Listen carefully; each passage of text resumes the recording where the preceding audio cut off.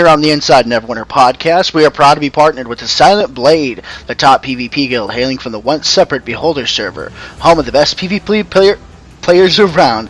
Be sure to check them out if PvP is your game. If you'd like to be partnered with the show, send an email via YouTube or comment on the show on YouTube. We can discuss your cross-promotion ideas. Greetings, Neverwinters. Welcome back to the Inside Neverwinter podcast, the only Neverwinter exclusive podcast. It is Thursday, October 17th, 2013. I am your host, DJTakuya. With me once again is my swell co-host, JDog. Hi, how you doing, everybody? It is the first show in almost 2 weeks, at least the first real show, so I'm sorry about that. I haven't played a lot this week due to the fact that I bought and started playing Grand Theft Auto 5. Man, that game is a whole new MMO, it seems like. So much to do in the story mode and the GTA Online portion that came with it. And if you want to talk back to the show, drop a comment below, tell us all about it. We love to share your viewer feedback on the show and give you a shout out at the top. We have a couple. We will always share your comments right here, right now. So we are actually clear this week. We don't have any new comments to share with you to give shout outs for. So we're going to, in the state of the game, we're going to do something a little different. We're going to sort of talk about the news without really breaking down the news, almost like a buffer. So the news this week is all about the new event, which we'll give the details of in the news from the Enclave. I'd like to break the ice about it right now, though, and just talk a little about it before we play it straight with the news. JDog, you and I both got on this evening to play a little and to see the Waukeen's coin event. And now, this reminds me a little of Tamora's Gift. Do you remember that? Yes, I do. It was very fun. I mean, being just able getting random to pick purple up little lock boxes. Yeah, without having to buy a key. That was fun. Yeah, I remember still leveling, seeing the blues that came out of that for when I dinged 60, going, "This is so great! I'm getting gear!" And I'm pretty sure I replaced that like within a couple weeks once I dinged. Yeah. But that was a really great feeling. And then also you could get some really good purple stuff and so forth. And it wasn't requiring you to buy a lockbox like a key like regular lockboxes. Yeah.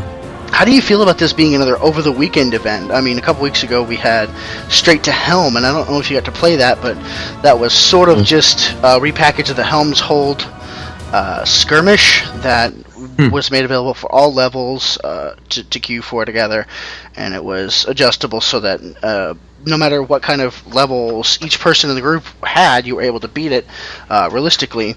It seems like it seems like with that being a Thursday to Monday thing over the weekend, and this being a Thursday to Monday thing over the weekend. I mean, first of all, how do you feel about that? And then I'll talk about what I feel about that. Well, I feel that,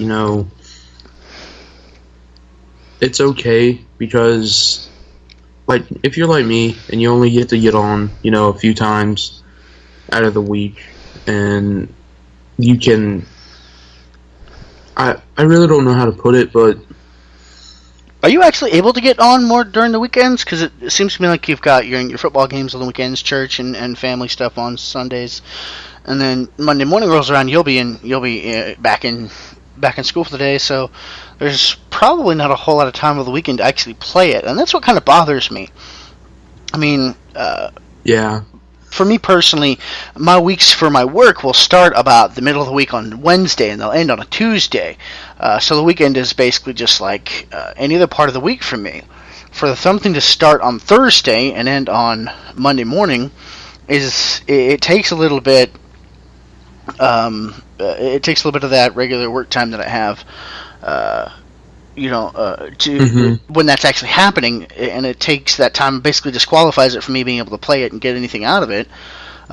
When that really is probably the only reason I'll be getting into Sharandar at all over the weekend. Yesterday, I missed my chance to invoke and lost all my celestial coins. Same here. That ticked me off. I was so mad at myself, but I mean, I was off playing GTA 5. I was doing stuff with family and working. I wasn't really that thinking that much about Neverwinter, and I feel like that's indicative of the kind of game it's become here at the end of the module cycle. When almost a month ago, when Fury of the Feywild launched, I did not think we'd get through it quite this quick. I think it wasn't a month ago, was it? It was probably 2 months ago, because I know it's been quite a while. It was when we had just barely started the show, and that was August. So yeah, that it's been out for almost 2 months. I'm sorry. So with the 2 months, I think I thought maybe this would be about the time we'd get done. I think I think I kind of took it up front, took the face value of the boon rewards that you get. I took them a little too much at face value and didn't read into information on the forums and the discussion that about how fast the cooldowns trigger. And Kaioshin has been good about commenting back when we have something on the show like that needs to be brought to the attention. So what I'm really saying here is that I think after kind of seeing the disconnect of what the description in game says on the campaign page, it makes it sound really good. It makes it sound like you'll be getting mad use out of it. And it's only when you pick it up and try it out that you'll be able to tell if it's worth having or not. And the general opinion that I've seen is against it, that it's not worth it. I think going forward in the future, leveling new characters, Sharandar might be worth dipping into for the first 2 boons. And after you're done with that, it's probably just moving on from there. It's there as an option, which is good for the game. It's good for MMOs to have options for players, but at the same time, you don't want to make something that no one's playing. If there's content in the game that's largely ignored, which I think by now Sharandar is. I think it was starting to get that way a month ago, and I think now that it's been a while, and everyone who wanted to do it has pretty much done it, it's reached a point where we're back to the same problem we had before. It was kind of like a Band-Aid.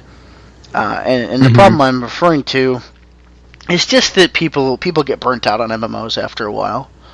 So going back to the Waukeen's coin event, do you think the possible rewards from these purses and the treasure chests and the troves are worth enough to make Sharandar interesting again? Well, I mean, sure. I mean, some of the things that you can get out of it, I don't really know the percentage of what you could get, but like, say you got one of the chest, okay, that can give you 250,000 astral diamonds, I think.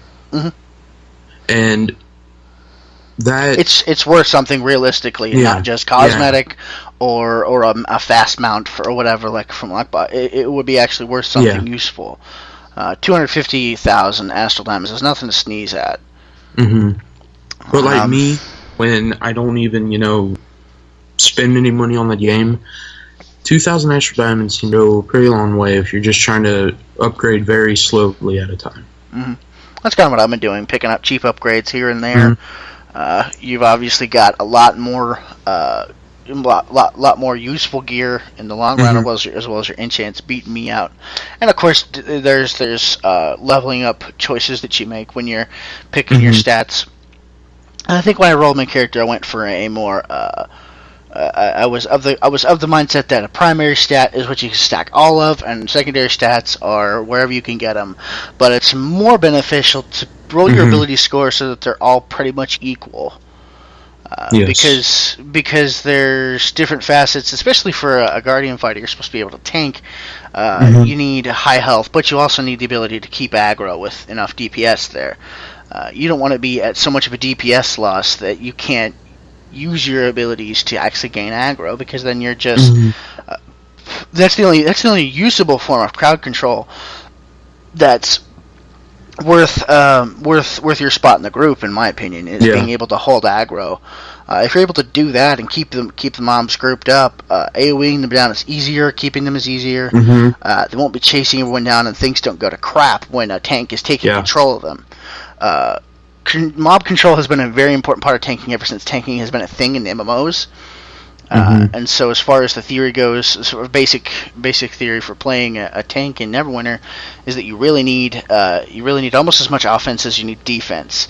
To that end, there are some defense soft caps that we can get into if you want to make that a part of the mini show, the mini cast, and we'll try and put that towards the middle of the week if we make one, and you'll know if we do because we'll announce it. But I guess my point with this is usable stats aren't really coming out, and usable, proc effects don't really seem to be coming out of Sharandar, and so the only real incentive to do it is just for if you need a little bit of a boost, here and there. Doing the numbers, it doesn't really make sense. A couple weeks ago, I thought about this on the show. It doesn't really make sense to completely replace the cleric minion with that 400 health every 30 seconds or a minute or whatever the cooldown is. It just doesn't work. It just doesn't pan out. I mean, that's when your hit points are anything more than 14,000? No, 12,000.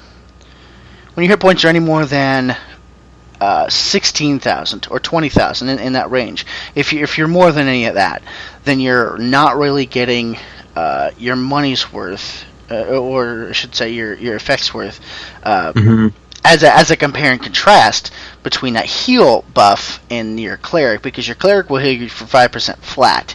That heal buff is subjective, a subjective 400. If that were to change to like 10% every minute, that would be something. I mean, that would at least be workable. Like, I could pop potion, know that heal was coming up, or whatever. Whatever I need to do, I would learn how to adapt.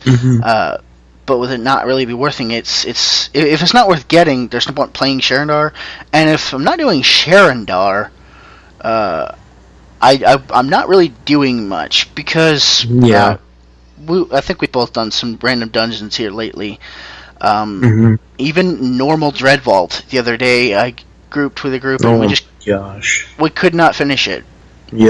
I mean, the dungeon itself was not a problem. The mini boss was not a problem. None of it really caused us any concern until the last boss. There were so many mechanics in play, and there's not really a way to cheese it if somebody's bad. So, I mean, people complained about WoW when everything's easy and you don't necessarily quote unquote need tanks or healers or what have you. But we have almost the exact opposite happening here, and people just aren't doing it. It's kind of both sides of the extreme, both ends of the extreme spectrum there, and two sides of the same coin. Where in one game you have everyone's able to queue and do the content. In the game that they pay for, everyone's able to get in and queue and do it. That's pretty much what they're paying for with their subscription fee. In this game, it's free, but you're really having to work to get a group who knows what they're doing. And if you like me and your game time is limited either due to work, or you've got a busy family schedule like you do, or even like me, I just don't enjoy sitting around doing that much. Like, I enjoy grouping with people, but if you wipe 3 times on the end boss, but never once had any trouble during the whole dungeon, there's a problem there. Yeah, I mean, a couple weeks ago, I was doing Dread Vault, like you were. Yeah. And we got to the last boss. All the other things were completely fine, but in the last boss, there's just so much ads that come after you, and they don't stop. And the boss, plus that, is almost impossible to kill. I just don't understand why they are doing that. I don't get why they can't have it in the middle to where it's actually possible to win when you have not that good of people on your team. Because when you queue, you don't ever know if the person's good or bad until you start playing with them a little bit in the dungeon. And the success of the dungeon run really depends on everyone contributing. I mean, I've been in dungeon situations where the healers, the clerics, they don't even heal people. Like, I've just died so many times because of that, and I'm a tank. Everything aggroes me. So I just, without a healer or someone that is good, that knows what they're doing, to be able to, beat it. I mean, I'm not just saying it's the other players, but it's just too hard at the end, I think, at some points. Like, they should definitely dumb it down a little bit to where it's actually not that aggravating to die, like, 1 or 2 times in the final boss. But when if you just weren't locked out from the fight when you die. Yeah. I mean, every game has that where if you don't have a battle res, you're stuck dead until you can res, or you're just not able to zone into the dungeon, but you're still dead. Here, you can revive and get your body back and stand in the fire while you're, the rest of your party is fighting. Yeah, it's being massacred left and right. And it's almost like, if one person dies, the whole thing's a wipe. Yeah. Dungeons as content that you can queue for are not good for that. Mm-hmm. If dungeons were this kind of thing, I mean, granted, dungeons here are like raids in other games, where this is the end game, or this is like the thing to do.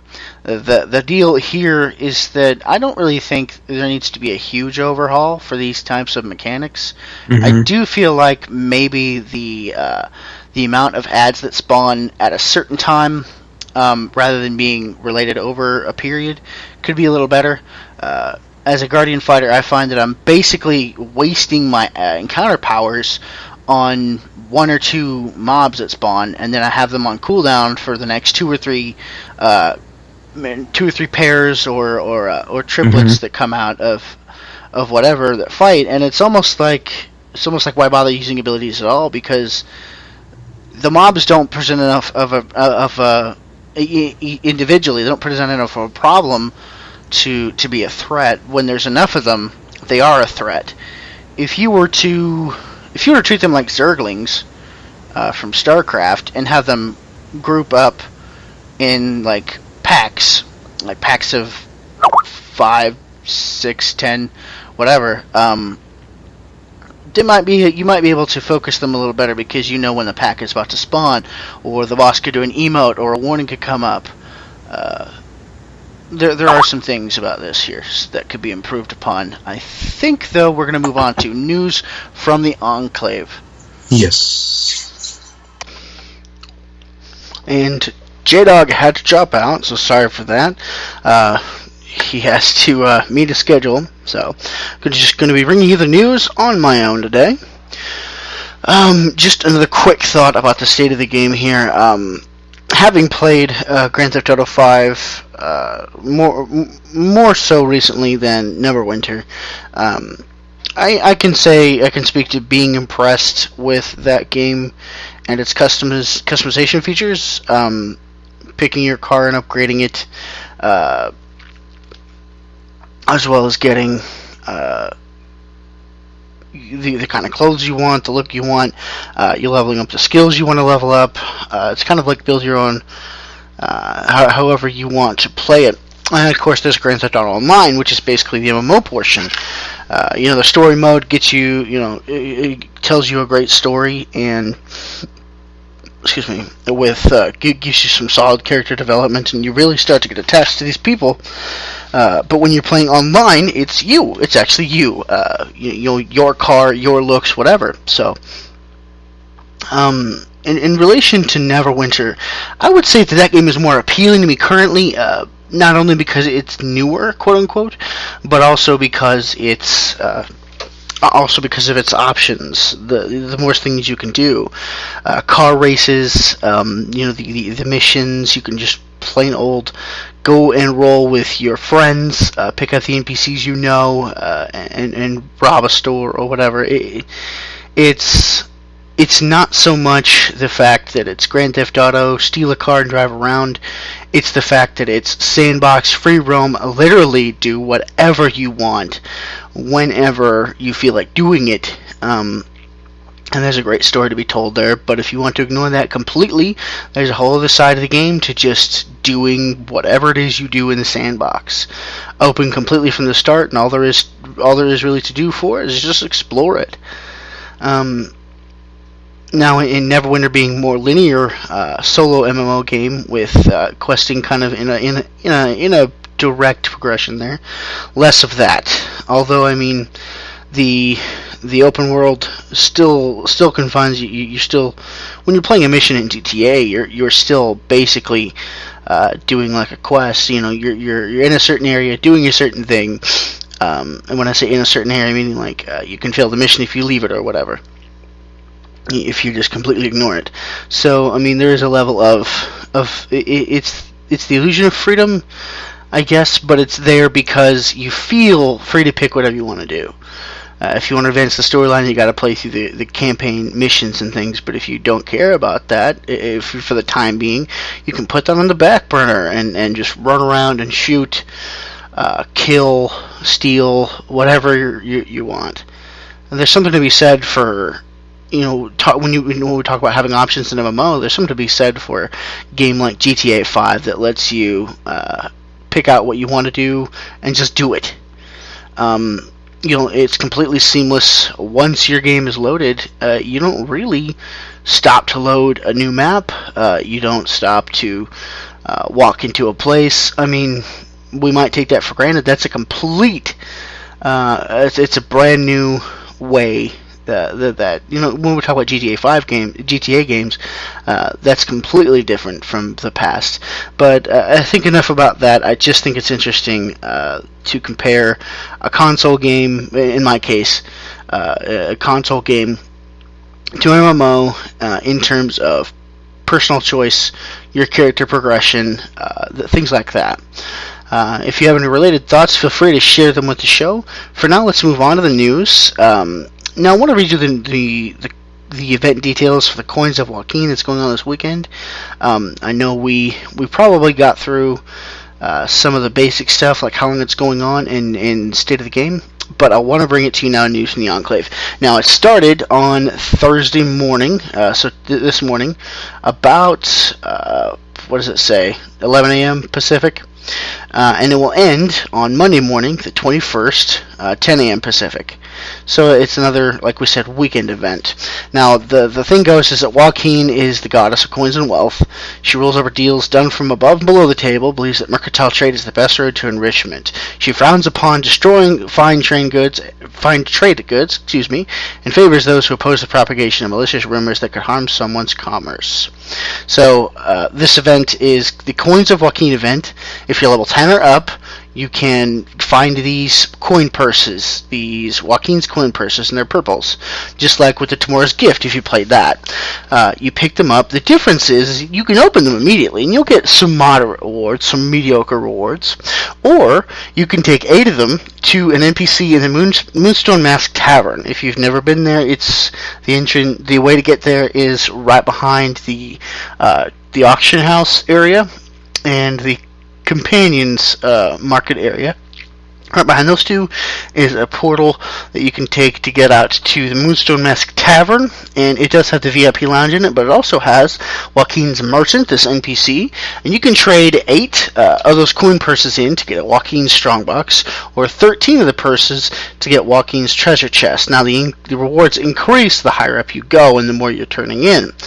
So obviously at the bottom with the coin purses, the ones that drop themselves, you could get a coin of Waukeen, 1 coin, which is multiples. Many of them are used to buy gear, purple gear, from this vendor. So if you get a whole bunch of those together, that's what you can do with them. It contains Blessed Gold Die Pack, Teleport Scroll, Moonstone Mask, 8,000 rough AD, or a profession resource that is green, blue, or purple, and some potions that are useful for your level. Now that's pretty much a basic level rewards. I mean, I think you're gonna get the most out of it if you decide to keep your purses and turn them in for the boxes or the treasure chests. Inside the strong box is the pants, the blue pants from this item, the golden pantaloons, or 10 Coins of Waukeen, or 10 die packs, or 8 teleport scrolls, or 64,000 rough AD. Or a blue or purple profession resource. Now, and lastly, like I said, that's the 8 purses. The 32 purses to make the treasure chest. To get the treasure chest will award either the golden cloak, Waukeen's golden cloak, which is a purple, the blue pants again, 40 Coins of Waukeen. Again, you need about 70 to unlock to purchase the gear that you can get from this vendor here. And so let me get real quick onto the wiki here, and I'm going to read you off what I've got on there. Coins of Waukeen. Sorry about that. Usually this should be seamless, but today something wrong happened. So the actual coins themselves, they are traded in 40 increments for some of your main hands, 80 for some others. For example, a great sword, the symbol, which for clerics, orbs for orbs. For wizards, okay, those are 80. 40 for the dagger for TRs. The sword and shield for GFs are 40. Not exactly sure why. Now, of course, the 8 and 32 for the strongbox and treasure chests, and that's for the coin purses there. And that's what I wanted to tell you about those. Now, there's a couple. There's the at the event stand in Protector's Enclave. There's an NPC there in case you don't want to go out to the Moonstone Mask. So if you feel like going up to if you're going up to see Sergeant Knox, or you're going up to invoke, or going up there to get Lord Neverember's daily, there's an NPC there in case you want to do that there instead of rolling all around PE. Now, the 256,000 in the treasure chest, the 64,000 in the strongbox, and the 8,000 in the coin purse of astral diamonds. Those are all rough astral diamonds. So with a 24,000 limit of refinement a day, coupled with your your full invoking, if you invoke 3 times in the day, you're going to be getting 22,000 of that every day. Not exactly. It's not exactly an instant payout, but it is pretty decent. Eventually, you'll be sitting on a sizable pile. It's kind of just like if you sold, decent size auctions every day of relatively useful things, and people were buying them with reasonable accommodations.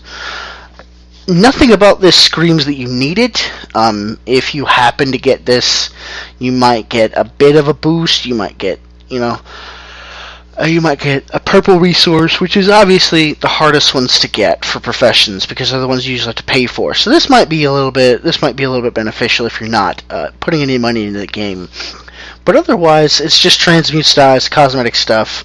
Not exactly a full-fledged 2 or 3 week long event that needs to be stretched out. But it is a little hard to squeeze in 4 days, and in my opinion, enough time to get something worthwhile out of this. So I'm not exactly sure. That, and coupled with the fact that you need some kind of content to be doing, I think outside of Foundry, because I'm pretty sure Foundry won't drop it. I could be wrong, considering I think lockboxes have dropped in Foundry. But if you're looking to get those, I would not bet on Foundry. If you absolutely need to test it, please do. I do not want you to take my word for something over your own experience there. And besides that, I really don't want to have to make a strong guess one way or another. But I'm going to say that I don't think that that these coin purses, are going to be dropping from Foundry runs. Now, all that being said, all in all, I can't really find much fault with this.